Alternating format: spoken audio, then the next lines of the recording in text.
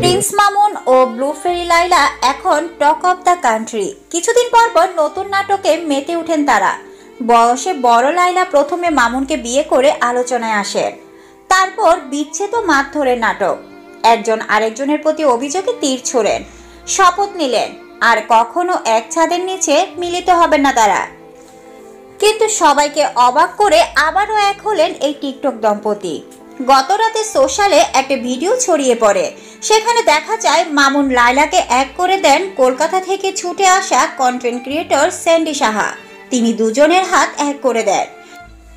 এখন সবার একটাই প্রশ্ন, এত অভিযোগ, এত মারধর আর এত কান্নাকাটির পর কিভাবে মামুনের হাতে হাত মেলালেন লাইলা?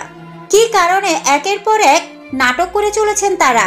শুধু কি ভিউ ফলোয়ার বাড়ানোর জন্য মানুষকে বোকা বানাচ্ছেন প্রিন্স মামুন ও ব্লু ফেরি লাইলা? কয়েকদিন আগে মামুন মদ খেয়ে লাইলাকে জখম করেছেন। তারপর লাইভে এসে মামুনের চরিত্র নিয়ে প্রশ্ন তোলেন লাইলা। বলেন মদ খেতে বাধা দেওয়ায় মামুন মেরে তার চেহারা নষ্ট করে দিয়েছেন। প্রেম ভালোবাসা নাটকে বোকা বানিয়ে গাড়ি বাড়ি করেছেন। এবার শেষ অবলম্বন বাড়িধারার বাড়ি দিকে নগ্ন হাত বাড়িয়েছেন।